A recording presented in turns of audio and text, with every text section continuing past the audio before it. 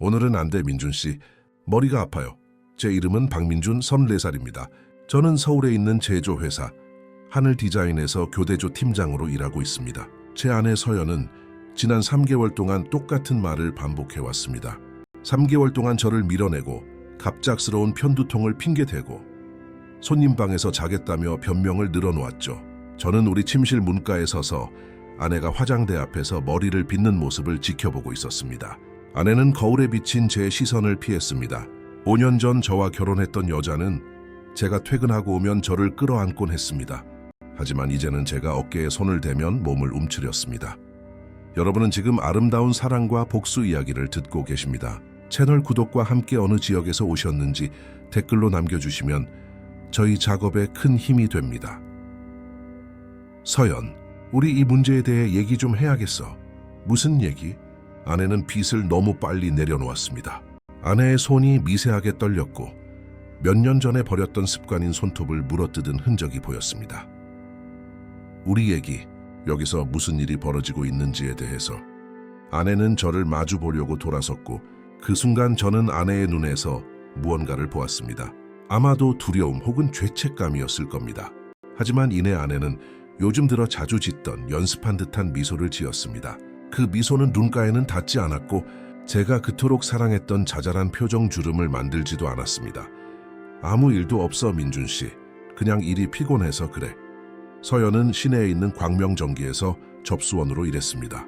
2년 동안 다닌 직장이었죠. 같은 시간, 같은 일과였습니다. 아내는 항상 예측 가능한 것, 매일 어떤 일이 일어날지 정확히 아는 안정감이 좋다고 말했습니다.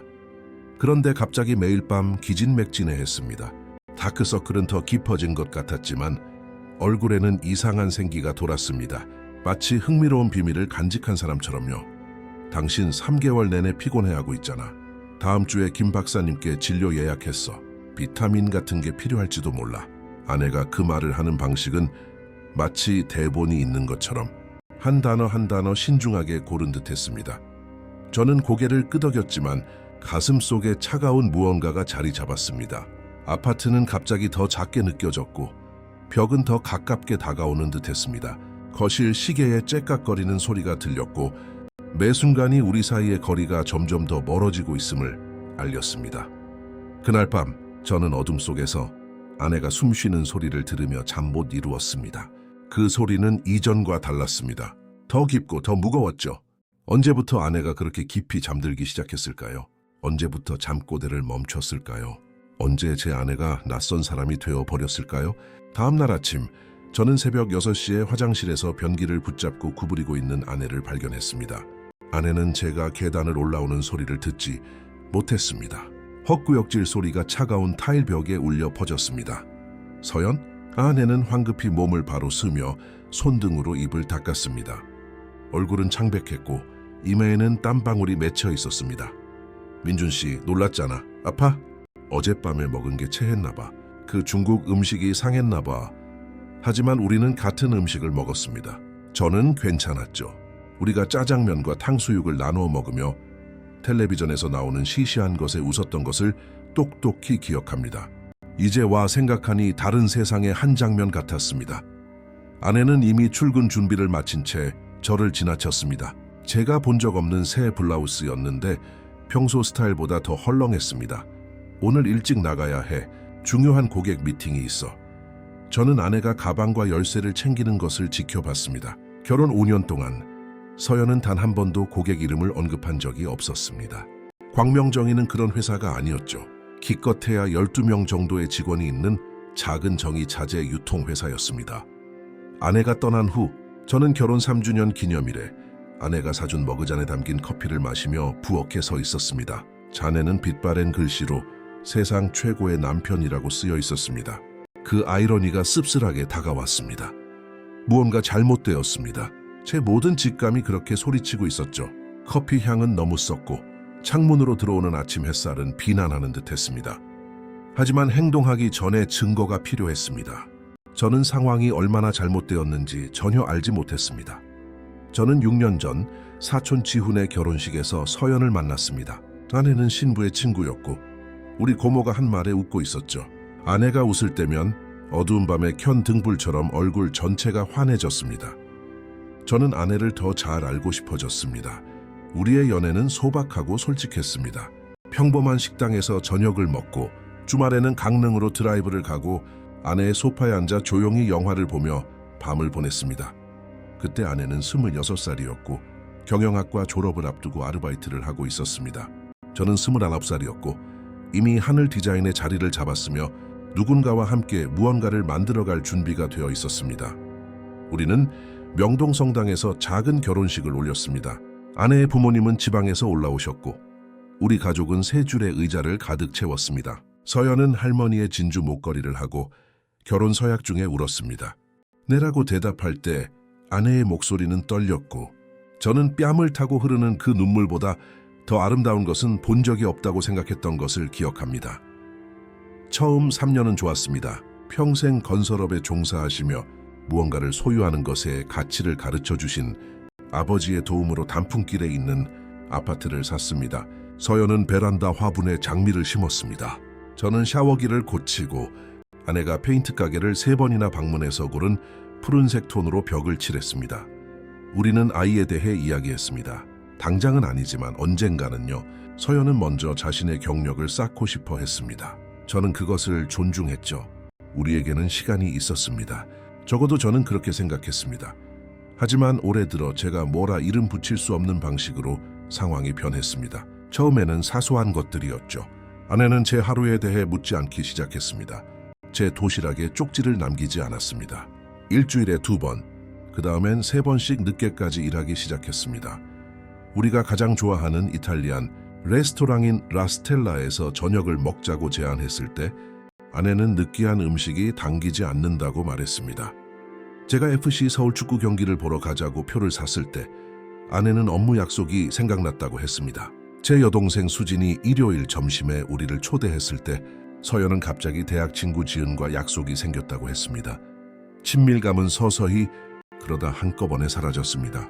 처음에는 너무 피곤하다고 했고 그 다음엔 너무 스트레스를 받는다고 했고 그 다음엔 어떤 불분명한 미래의 목표를 계획하느라 너무 바쁘다고 했습니다. 무슨 목표? 제가 2주 전에 물었습니다. 그냥 여러 가지 일들, 민준 씨, 당신은 이해 못할 거야. 그 말은 아팠습니다.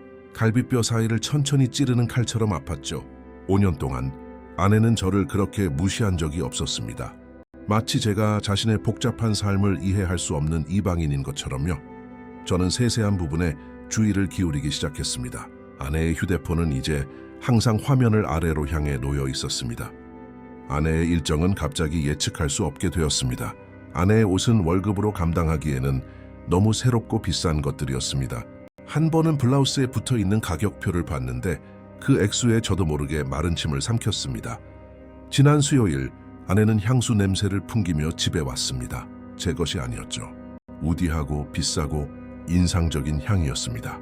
제가 그것에 대해 묻자 아내는 회사 엘리베이터가 고장나서 회계팀의 최 대리라는 동료와 카풀을 해야 했다고 말했습니다. 아니, 자재 창고의 최 대리라고 했죠. 하지만 광명전기에는 자재 창고가 없었습니다. 제가 한 번은 서연이 깜빡하고 두고 간 점심을 가져다 주러 갔었기 때문에 알았죠. 그 건물은 엄격히 사무실 공간이었고 1층과 그 위로 2개 층의 행정실이 전부였습니다. 거짓말은 저녁 식사 내내 우리 사이에 3번째 사람처럼 앉아 있었습니다. 그날 밤 아내는 다시 손님 방에서 잤습니다. 뒤척이며 저를 방해하고 싶지 않다고 했죠. 저는 제 아내가 낯선 사람이라는 것을 깨닫기 시작했습니다. 문제는 아내가 어떤 사람이 되었느냐는 것이었습니다. 진실은 10월 초에 어느 목요일 오후에 저를 덮쳤습니다. 냉장고 보증서를 찾으려고 우리 서류함을 정리하다가 영수증을 발견했습니다. 우리 보험 서류 뒤에 쑤셔 박혀 있었는데 누군가 숨기려고 한 것처럼 작게 접혀 있었습니다. 강남구의 한 산부인과 날짜는 6주 전이었습니다. 제 손이 차가워졌습니다. 종이가 손가락 사이에서 타는 것 같았죠. 영수증은 임신 테스트와 진료에 대한 것이었습니다. 작은 의학 용어로 양성 결과가 기록되어 있었습니다. 6주 전은 정확히 서연이 제 손길을 거부하기 시작했을 때였습니다. 편리한 두통이 시작되고 우리 침실이 금지된 영역이 되었을 때였죠. 저는 그 종이 조각을 노려보며 우리 침대에 앉았습니다. 모든 것이 갑자기 이해가 되었습니다. 아내가 숨기려고 했던 아침 입덧, 저녁 식사 때 와인을 갑자기 싫어하게 된 것, 토요일마다 레드와인 한 잔을 즐기던 아내였는데 말이죠. 작별 인사를 하려고 저를 안을 때 배를 감싸던 방식, 제 아내는 임신했습니다. 하지만 우리는 3개월 동안 잠자리를 갖지 않았습니다.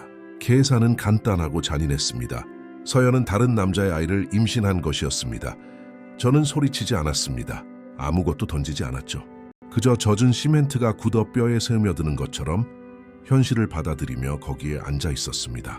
제가 사랑했던 여자, 제가 함께 인생을 꾸려온 여자가 가능한 가장 깊은 방식으로 저를 배신했습니다. 그리고 아내는 다른 남자의 아이를 제 아이인 것처럼 속일 계획이었습니다. 천장 선풍기가 제 머리 위에서 천천히 원을 그리며 돌았습니다. 저는 다시 정상적으로 숨을 쉴 수 있을 때까지 그 회전수를 세었습니다. 23바퀴였습니다.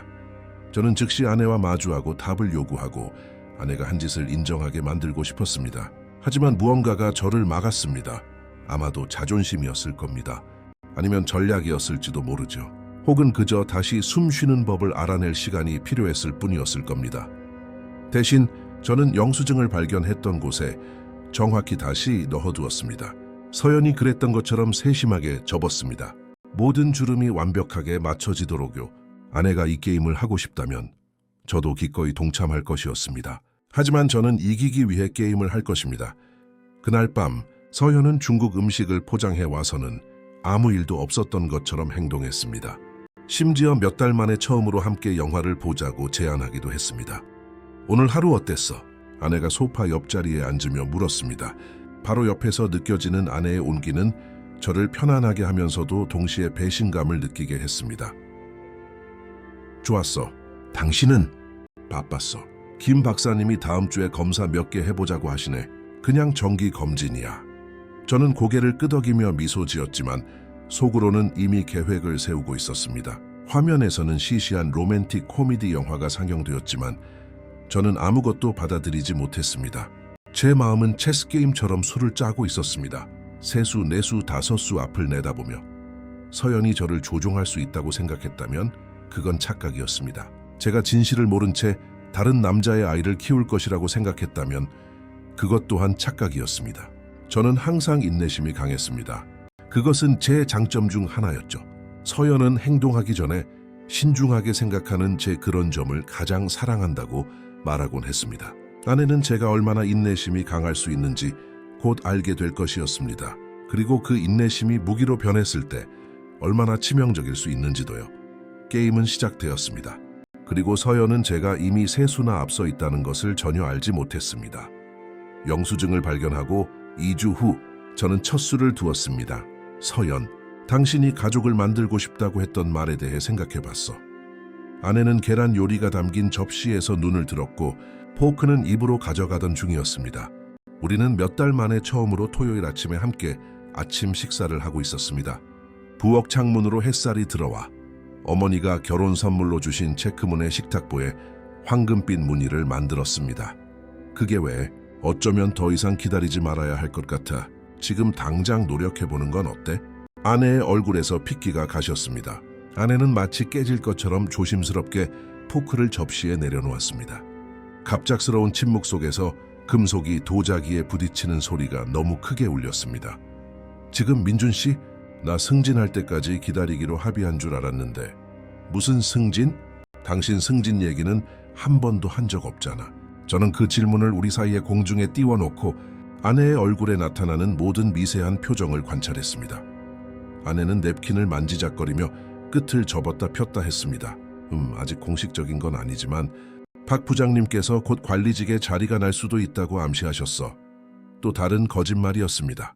저는 금요일에 공급업체인 척하며 광명전기에 전화했었습니다. 박 부장이라는 사람은 없었습니다. 그 회사는 총 12명의 직원이 있었고 저는 그들 모두의 이름을 댈 수 있었습니다. 저는 각 이름을 목록에 적어두고 2번이나 확인했습니다. 박이라는 성은 없었죠. 그게 얼마나 걸릴 것 같아? 모르겠어. 6개월 아니면 그 이상 걸릴 수도 있고 6개월. 정확히 아내의 임신을 더 이상 숨길 수 없게 될 시점이었습니다. 배가 정말로 불러오기 시작하고 헐렁한 옷으로는 더 이상 충분하지 않을 때였죠. 나는 지금 당장 노력해야 한다고 생각해. 저는 앞으로 몸을 기울이며 주장했습니다. 우리도 점점 나이를 먹고 있잖아. 아버지는 항상 적절한 때는 스스로 결정하는 때라고 말씀하셨어. 그리고 난 결정했어. 서연은 갑자기 일어섰고 의자가 부엌 바닥에 긁히는 소리가 났습니다. 그 소리는 칠판을 긁는 손톱 소리 같아서 제 이가 시릴 정도였습니다. 샤워해야겠어. 오늘 지은이랑 쇼핑 가기로 했거든. 몇 시에 돌아와? 모르겠어. 늦게 아내가 떠난 후에도 아내의 샴푸 냄새가 공중에 남아 있었습니다. 한때 저를 미소 짓게 했던 그 딸기 향이었죠. 이제는 달콤한 향기에 쌓인 모든 거짓말을 떠올리게 할 뿐이었습니다. 아내가 나간 후 저는 차고에 있는 채 20분 동안 앉아 생각에 잠겼습니다.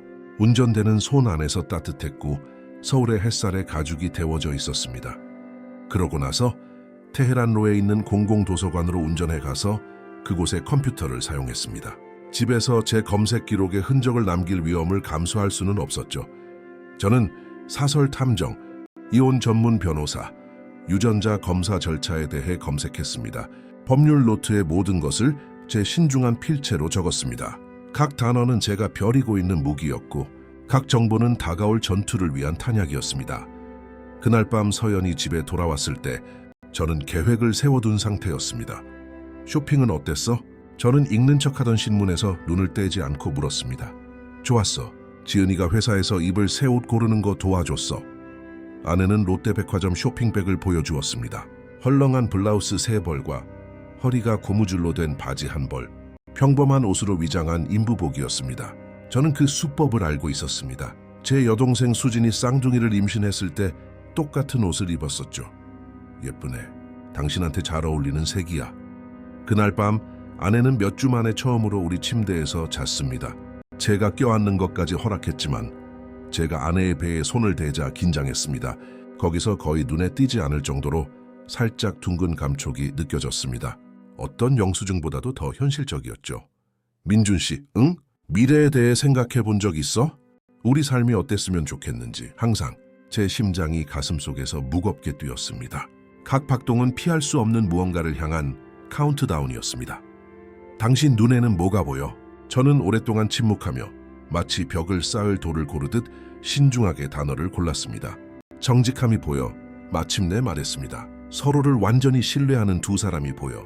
비밀 없이, 거짓말 없이. 그 후 아내는 침묵했습니다. 아내의 숨소리가 변하는 것을 느낄 수 있었습니다. 더 얕아졌죠. 방 안의 어둠 속에서 우리 몸은 서로 닿아 있었지만 마치 수 킬로미터는 떨어져 있는 것 같았습니다. 다음 월요일, 저는 반차를 내고 서울 시내로 운전해 갔습니다. 가족법을 전문으로 하는 이 변호사라는 분을 만났습니다. 50대였고 회색 머리카락과 온화한 눈을 가졌지만 아마도 온갖 종류의 배신을 목격했을 눈이었습니다. 그녀의 사무실에서는 오래된 커피와 종이 냄새가 났습니다. 현실이 해체되고 재구성되는 냄새였죠. 제가 선택할 수 있는 방법들을 알고 싶습니다. 제가 그녀에게 말했습니다. 그녀는 제가 상황을 설명하는 동안 귀를 기울였습니다. 임신, 시간대, 거짓말들. 제 입에서 나오는 모든 단어는 모든 것을 더 현실적이고 더 고통스럽게 구체적으로 만들었습니다. 결혼 생활을 지키고 싶으신가요? 그녀가 광택나는 마호가니 책상 위에서 손을 깍지 낀 채 물었습니다. 먼저 진실을 알고 싶습니다. 진실 없이는 지킬 결혼 생활도 없습니다. 그녀는 고개를 끄덕였습니다. 유전자 검사를 하세요. 하지만 영리하게요. 증거를 확보하기 전까지는 아내가 당신이 의심하고 있다는 것을 알게 해서는 안 됩니다. 시기는요? 만약 6주차라면 9주차부터 간단한 혈액 채취를 통해 비침습적으로 유전자 검사를 할 수 있습니다. 아내가 의료 기록에서 특별히 찾아보지 않는 한 절대 모를 겁니다. 하지만 비용이 들 겁니다. 그리고 당신이 발견하게 될 것에 대비해야 합니다. 이미 준비됐습니다. 저는 거짓말을 했습니다. 아무도 자신의 삶이 파괴되는 것에 진정으로 준비될 수는 없습니다. 저는 그녀의 사무실에서 명함과 안내 책자를 들고 나왔습니다. 법적으로 제 자신을 보호하는 데 필요한 모든 것이었죠. 하지만 먼저 서연이 자신의 패를 보여주게 해야 했습니다. 아내가 안전하고 자신감 있고 승리했다고 느끼게 만들어야 했습니다. 그래야만 제가 판을 뒤집을 수 있을 것이었습니다. 그날 밤 아내는 유난히 다정했습니다. 제가 가장 좋아하는 저녁 식사인 갈비찜과 여러 반찬을 만들었습니다. 제 하루에 대해 물었고 정말로 대답을 귀 기울여 들었습니다. 제 눈을 바라보며 적절한 순간에 고개를 끄덕였습니다. 그것은 거장다운 연기였습니다. 사랑의 민준 씨, 아내가 부엌을 치우며 말했습니다. 세제 거품이 형광등 불빛에 무지갯빛으로 반짝였습니다. 나도 사랑해. 그것은 진실이었고 그래서 모든 것을 더 어렵게 만들었습니다.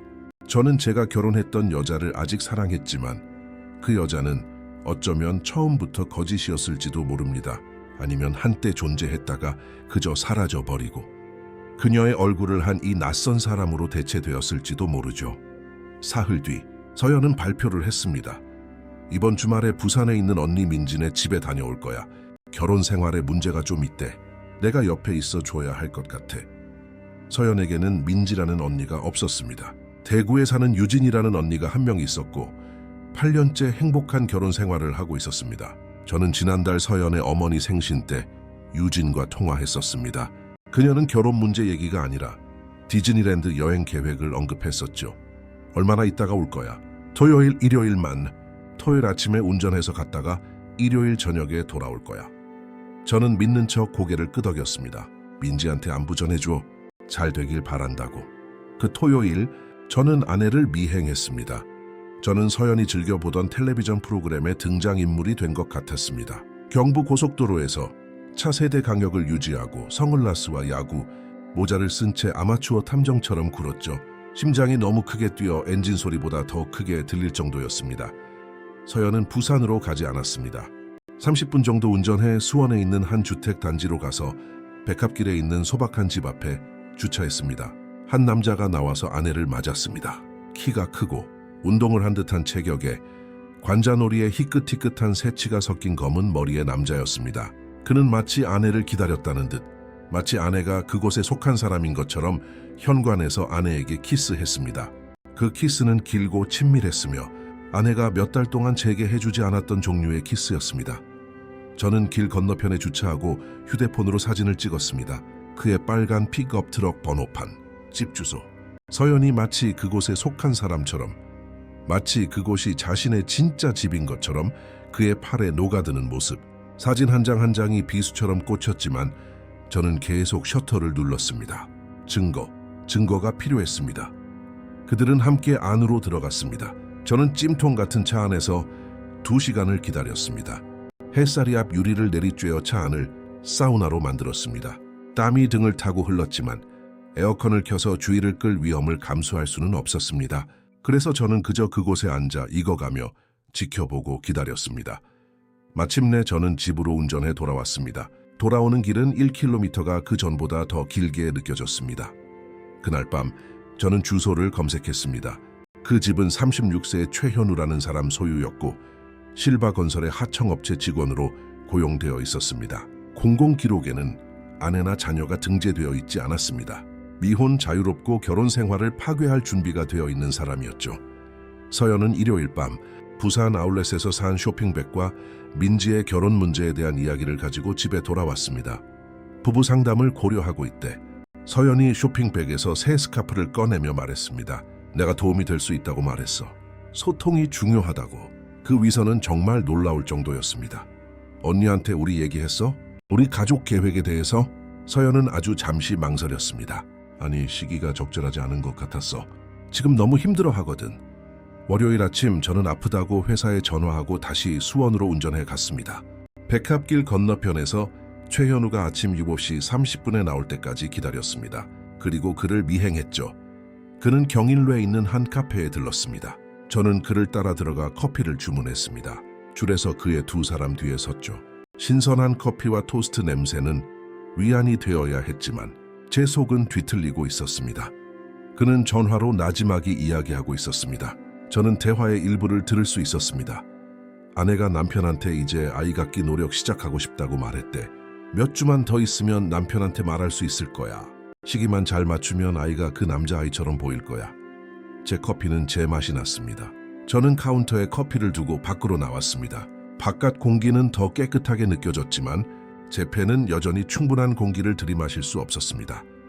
상황이 점점 더 명확해지고 있었습니다. 서연과 현우는 계획이 있었습니다. 아내는 몇 주 더 저를 구슬린 다음 임신 소식을 행복한 깜짝 선물처럼 발표할 것이었습니다. 그때쯤이면 임신 주수가 꽤 되어서 날짜가 그럴듯하게 보일 것이었습니다. 저는 축하하고 아버지가 된다는 사실에 흥분하고 함께 미래를 계획하기 시작할 것으로 기대되었을 겁니다.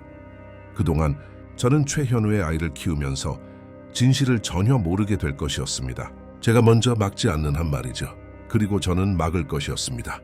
그날 오후 저는 예약을 잡았습니다. 먼저 불륜 사건을 전문으로 하는 홍탐정이라는 사설 탐정과 그 다음에는 비밀리에 서비스를 제공하는 유전자 검사 연구소와 약속을 잡았습니다. 결과는 얼마나 빨리 나올 수 있나요? 제가 연구소 기사에게 물었습니다. 샘플을 받으면 표준 친자 확인 검사는 48시간이 걸립니다. 그리고 어머니가 모르게 할 수 있나요?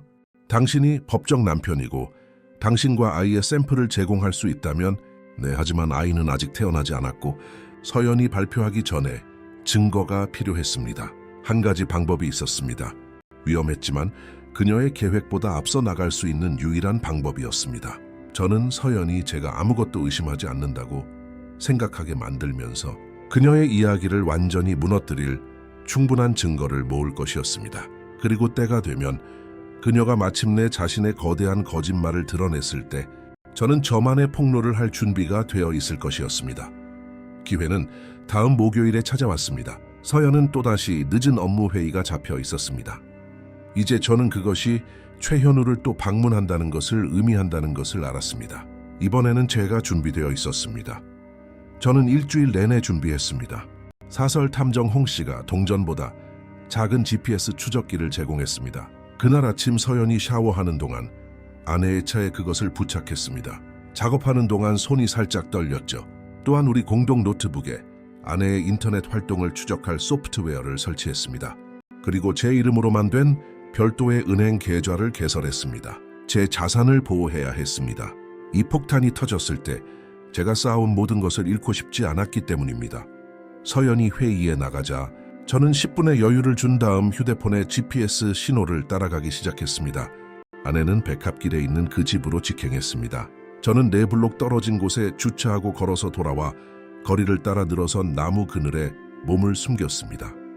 앞 창문을 통해 소파에 함께 있는 그들을 볼 수 있었습니다. 서연의 머리는 그의 어깨에 기대어 있었고 그의 손은 아내의 배 위에 놓여 있었습니다.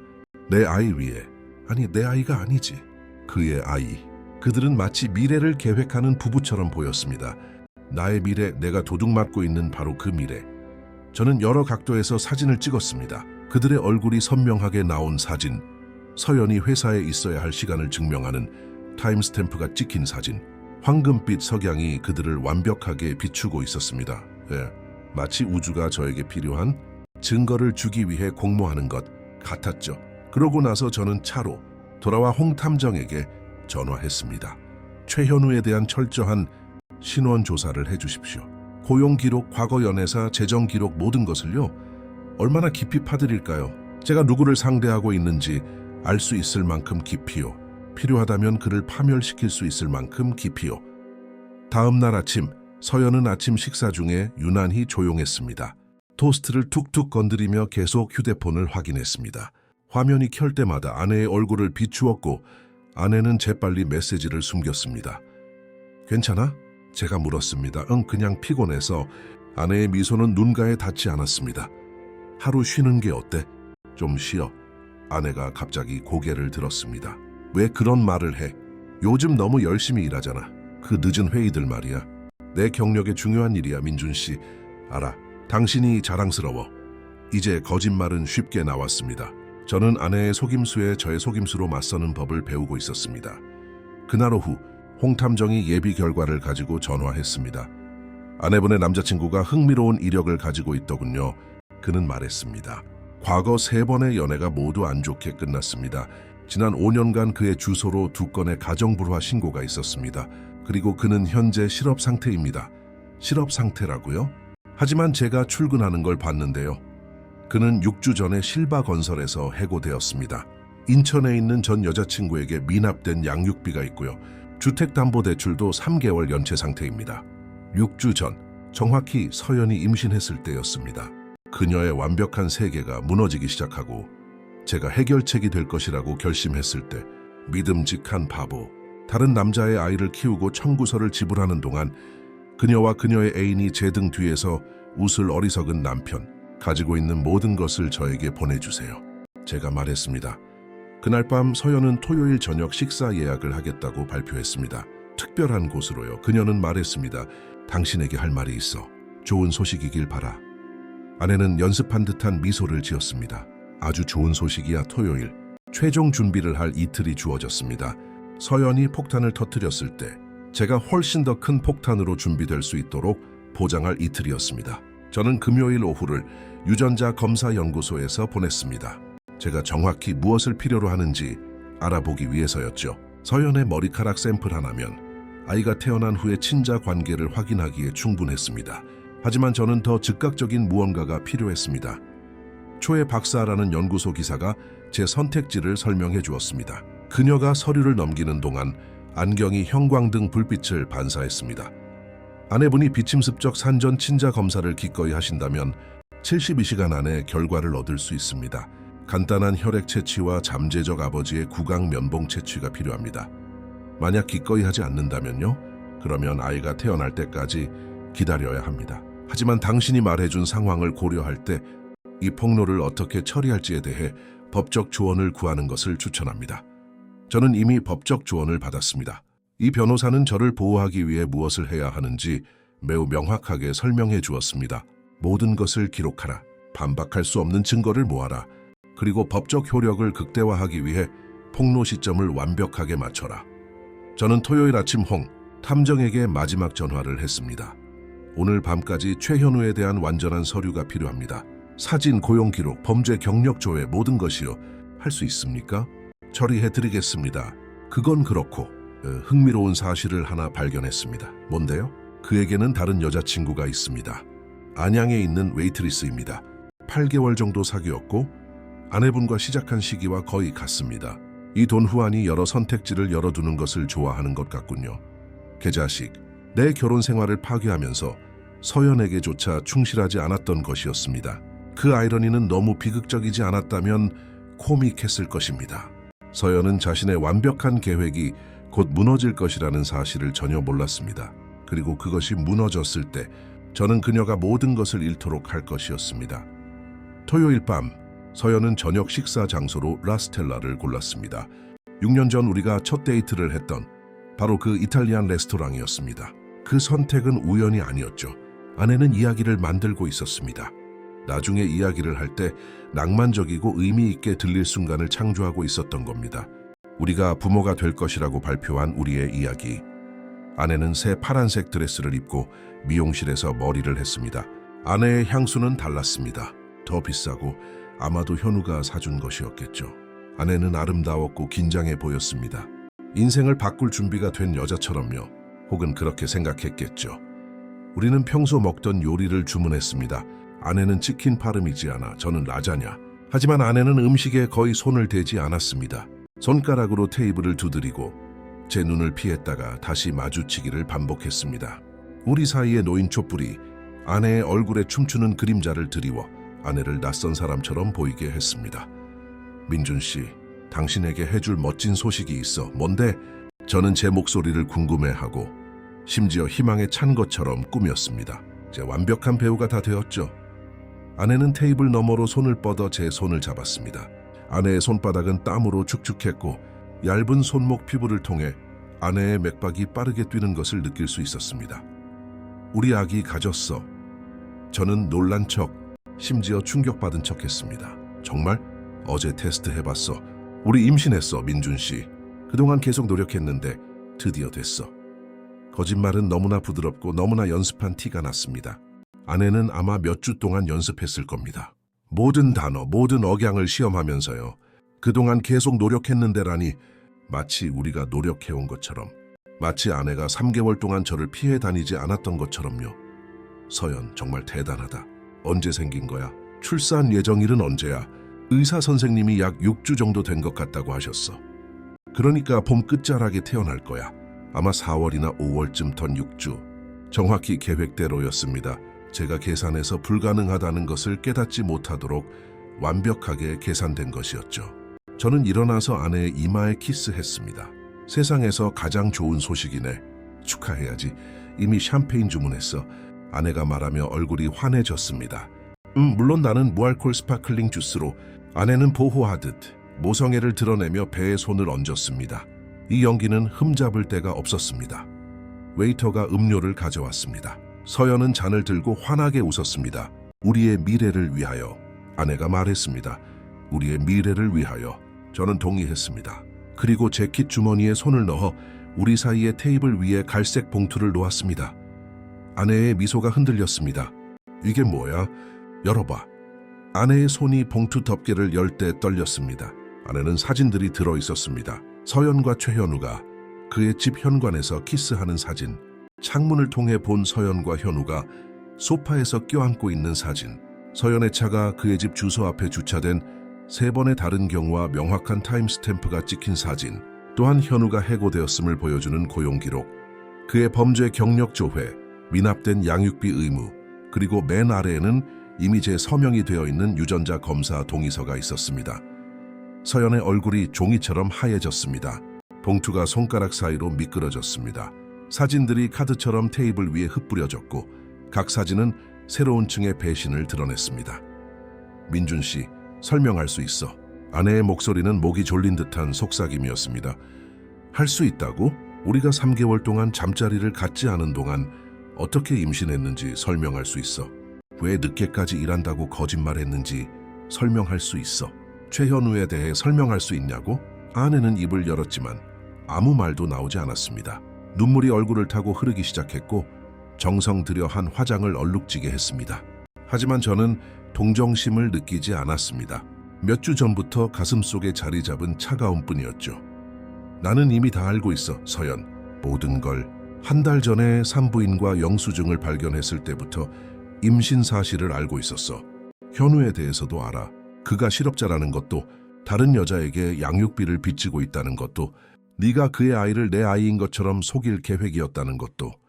주변 테이블의 사람들이 쳐다보기 시작했습니다. 목소리가 낮아지고 포크가 입으로 가던 중에 멈췄습니다. 하지만 저는 상관하지 않았습니다. 포기해 놔두죠. 아내가 진짜 어떤 사람인지 포기해 놔두죠. 심지어는 저는 앞으로 몸을 기울이며 계속했습니다. 현우에게 다른 여자친구가 있다는 것도 알아. 안양에 있는 웨이트리스. 8개월째 사귀고 있대. 그러니까 넌 그 배신자에게조차 특별한 존재가 아니었던 거야, 산이야. 그 말은 신음처럼 나왔습니다. 아니, 그건 사실이 아니야, 사실이야. 여기 다 있어. 저는 흩어진 사진들을 가리켰습니다. 그가 다른 여자와 함께 찍은 사진도 넌 그냥 여러 명 중 하나일 뿐이야, 서연. 그리고 그는 네가 날 이용했던 것만큼 널 이용하고 있었던 거고. 그건 사실이 아니야. 나는 그를 사랑해. 그도 날 사랑한다고. 그는 네 안정적인 월급을 사랑하는 거야. 자기 청구서를 도와줄 사람이 있다는 걸 사랑하는 거지. 자기 거짓말을 믿을 만큼 어리석은 사람이 있다는 걸 사랑하는 거야. 네가 내가 네 거짓말을 믿을 만큼 어리석다고 생각했던 것처럼 말이야. 아내는 이제 흐느끼고 있었습니다. 온몸이 떨렸죠. 당신을 상처 주려던 건 아니었어, 민준 씨. 나는 그냥 사랑에 빠졌어. 그가 나를 다시 살아있는 것처럼 느끼게 해줬다고. 그래서 네가 지루하다고 우리 결혼 생활을 파괴한 거야. 스릴이 필요해서? 이제 제 목소리가 높아졌습니다. 몇 년간의 고통과 배신이 쏟아져 나왔죠. 나한테 말할 수도 있었잖아. 솔직할 수도 있었어. 어른들처럼 이혼할 수도 있었어. 하지만 대신 넌 이걸 선택했어. 날 속이기로 다른 남자의 아이를 내가 키우게 하려고 했어. 미안해. 맙소사 민준 씨, 정말 미안해. 이제 유일한 문제는 제가 차분하게 말했습니다. 이걸 조용히 처리하고 싶은지 아니면 일을 복잡하게 만들고 싶은지야. 왜냐하면 난 변호사가 있거든. 증거도 있고 이 이혼에서 네가 아무것도 얻지 못하게 할 모든 걸 가지고 있어. 단 하나도. 서연은 도망치려 했습니다. 너무 갑작스럽게 일어나서 의자가 뒤로 넘어졌고 그 소리가 레스토랑 전체에 울려 퍼졌습니다. 이제 모두가 아무런 거리낌 없이 쳐다보고 있었습니다. 아내는 테이블 사이를 비틀거리며 걸었고 파란색 드레스가 펄럭였으며 흐느낌이 목구멍을 찢었습니다. 저는 주차장에서 아내를 따라잡았습니다. 아내는 자신의 차 옆 연석에 앉아 손에 얼굴을 묻고 울고 있었습니다. 주차장 조명이 거친 형광등 빛을 던져 그 장면의 모든 아름다움을 앗아갔습니다. 여기에는 낭만도 배경음악도 해피엔딩도 없었습니다. 이렇게 되길 원한 건 아니었어. 아내가 고개를 들지 않은 채 말했습니다. 목소리는 잠기고 부서져 있었습니다. 어떤 부분, 바람 피운 거 아니면 들킨 거. 아내는 얼굴을 들었고 눈은 빨갛고 부어 있었습니다. 나는 잘 해낼 수 있을 거라고 생각했어. 당신이 절대 모를 거라고 생각했어. 우리가 가족이 될 수 있을 거라고 생각했어. 거짓말 위에 세워진 가족, 배신 위에. 정말 내가 그렇게 멍청하다고 생각했어? 아니, 민준 씨, 내가 더 똑똑하다고 생각했어. 그리고 그게 내 패인이었지. 무겁고 최종적인 침묵이 우리 사이에 내려앉았습니다. 멀리서 경부고속도로의 교통소음이 들렸습니다. 내 인생이 무너지는 동안에도 세상은 평소처럼 계속되고 있었죠. 나를 사랑한 적은 있었어? 마침내 제가 물었습니다. 몇 주 동안 저를 괴롭혔던 질문이었습니다. 응. 처음에는 응. 당신은 좋은 사람이었어, 민준 씨. 친절하고 안정적이고 내가 원한다고 생각했던 모든 것이었지. 하지만 충분하지 않았구나 시 응. 결국에는 그렇지 않았어. 아내는 손등으로 얼굴을 닦으며 마스카라를 번지게 했습니다. 그리고 변명의 여지가 없어. 당신 잘못이 아니야. 내 잘못이야. 나의 나약함, 나의 이기심. 적어도 지금은 솔직하네. 아내는 씁쓸하게 웃었습니다. 그러기엔 좀 늦지 않았어? 응. 몇 년은 늦었지. 저는 떠나려고 일어섰지만 아내가 제 손을 잡았습니다. 민준 씨, 잠깐만. 아기는 내 문제가 아니야. 내 문제지. 그리고 현우 문제고 행운을 빌어. 저는 손을 뿌리치고 제 차로 걸어갔습니다. 뒤돌아보지 않았습니다. 아내가 내 이름을 부르는 소리를 들었을 때도, 아내의 흐느낌이 다시 터져 나왔을 때도, 시동을 걸고 주차장을 빠져나갔을 때도 끝났습니다. 마침내 끝났습니다. 이혼 서류는 다음 월요일에 접수되었습니다. 이 변호사가 미리 모든 것을 준비해 두었죠. 서연은 그 주에 이사했고 개인 소지품만 가져갔습니다. 아파트 가구 모든 것은 제가 가졌습니다. 아내는 싸우지 않았습니다. 제가 가진 모든 증거 앞에서 싸울 방법이 없었죠. 최현우가 한번 저에게 연락을 시도했습니다. 늦은 밤 전화였고 그의 목소리는 어눌하고 호전적이었습니다. 서연이 그들을 만났을 때 우리가 이미 헤어졌다고 말했다고 주장했습니다. 그녀가 결혼한 줄 몰랐다고 주장했죠. 당신 거짓말하고 있잖아. 제가 차분하게 말했습니다. 당신이 그녀의 남편에 대해 이야기하는 녹음 파일이 있어. 날짜가 찍힌 사진도 있고 모든 게 다 있어. 그러니까 나한테 전화 그만하지 않으면 내가 가진 모든 걸 경찰이랑 인천에 있는 당신 다른 아이 엄마한테 보낼 거야. 그는 전화를 끊었습니다. 다시는 전화하지 않았습니다. 몇 주가 몇 달이 되었습니다. 서연의 임신은 진행되었지만 더 이상 제 관심사가 아니었습니다. 출산 후 유전자 검사를 요청했을 때 아내는 저를 막으려 했지만 임신 당시 법적으로 여전히 남편이었던 저에게는 법적 권리가 있었습니다.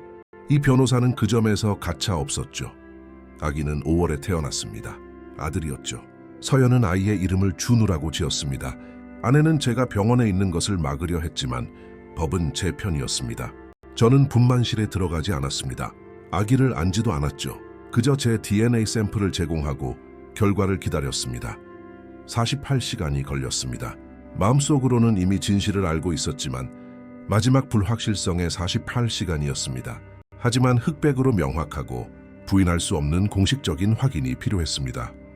결과는 제가 이미 알고 있던 것을 확인시켜 주었습니다. 최현우의 아들이었습니다. 저의 친자 확률은 0% don't. 제가 서연에게 결과를 보여주었을 때 아내는 준우를 안고 병원 침대에 앉아 있었습니다. 아기는 현우의 눈, 그의 턱을 가지고 있었습니다. 이제는 명백했고 부인할 수 없었죠. 그 사람 고소할 거야? 아내가 나지막이 물었습니다. 사기죄로? 내 아이가 아닌 아이를 키우게 하려 한 죄로? 아니, 제가 대답했습니다. 당신은 충분히 고통받을 거야. 당신이 한 선택과 함께 살아가는 것이 충분한 벌이 될 거야. 그리고 저는 옳았습니다. 서연과 현우는 이혼이 확정된 후 8개월을 버텼습니다. 아내는 준우가 태어난 지 3개월 후에 다른 여자친구에 대해 알게 되었습니다. 그가 모든 것에 대해 거짓말했다는 것을 알게 되었죠.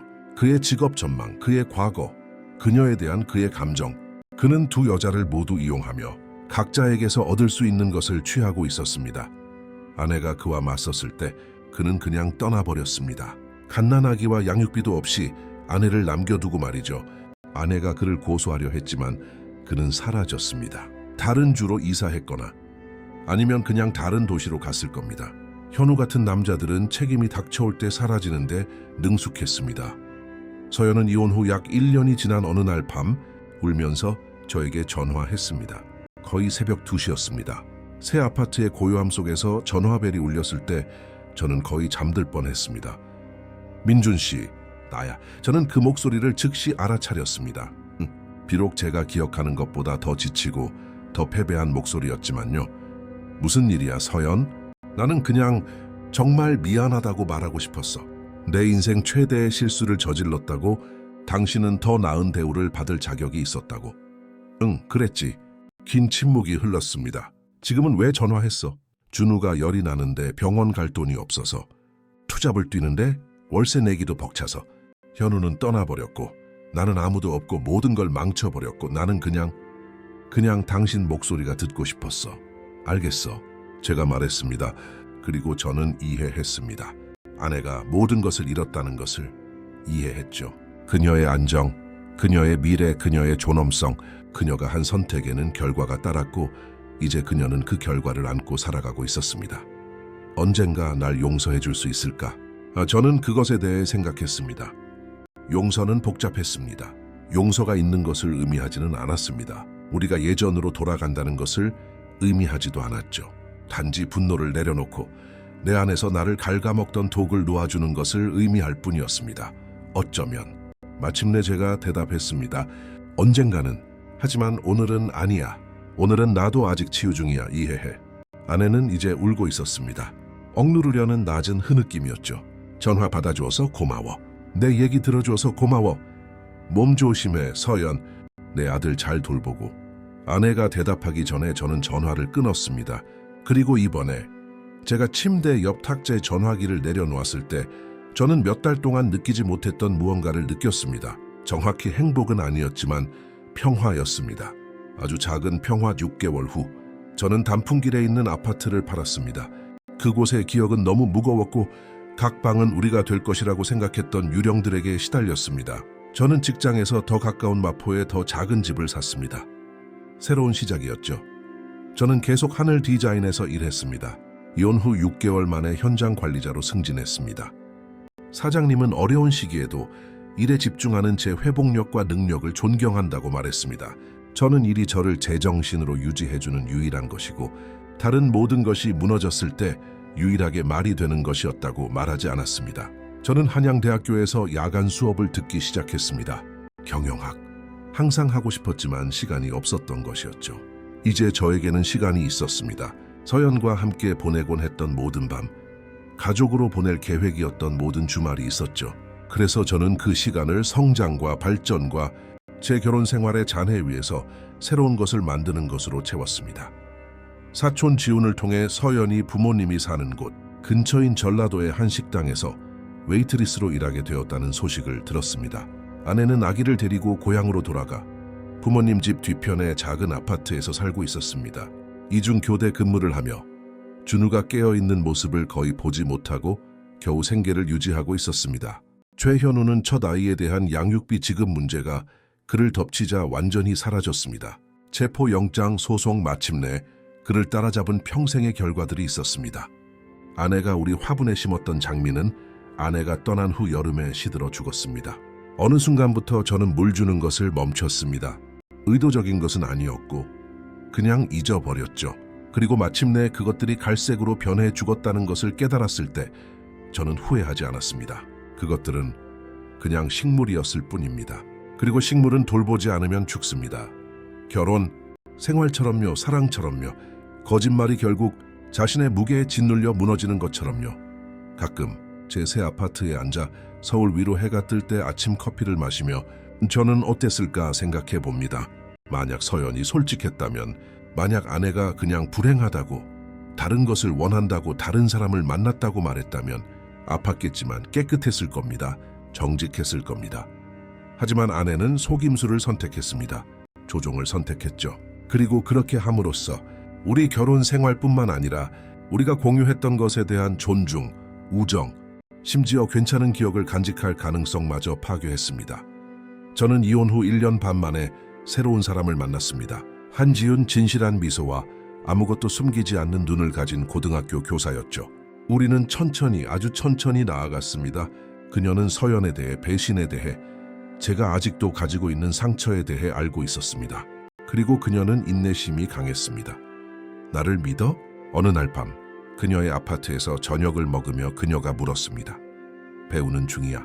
저는 솔직하게 대답했습니다. 이제 신뢰는 쉽게 오지 않아. 이해해. 그리고 내가 얻어낼 거야. 매일매일 내가 얻어낼게. 그리고 그녀는 그렇게 했습니다. 작지만 일관된 행동으로, 불편할 때조차 잔인할 정도의 정직함으로, 모든 것에 대한 투명함으로 천천히 제가 쌓았던 벽이 무너지기 시작했습니다. 가끔 저는 아직도 서연을 생각했습니다. 아내가 어떻게 지내는지, 준우가 어떻게 자라고 있는지, 아내가 행복을 찾았는지 궁금해했습니다. 하지만 그런 생각은 점점 덜 자주 들었고, 들더라도 감정이 실려 있지 않았습니다. 아내는 그저 제가 한때 알았던 사람, 나쁜 결정을 내리고 그 대가를 치른 사람이었을 뿐입니다. 진실은, 제가 깨달은 것은 복수에 관한 것이 아니었습니다. 아내가 고통받게 하거나 제가 옳았다는 것을 증명하는 것이 아니었죠. 진실은 그저 제 자신을 보호하는 것, 제 자신의 파괴의 공범이 되기를 거부하는 것이었습니다. 그리고 적어도 그 점에서는 저는 성공했습니다. 때로는 진실이 우리가 얻는 유일한 정의입니다. 하지만 그것으로 충분합니다. 충분해야만 합니다. 왜냐하면 결국 우리는 우리가 한 선택과 함께 살아가고 그 선택이 다른 어떤 것보다 우리를 정의하기 때문입니다. 서연은 배신을 선택했고 모든 것을 잃었습니다. 나는 진실을 선택했고 내 삶을 되찾았습니다. 그리고 결국 그것이 우리 사이의 차이점입니다.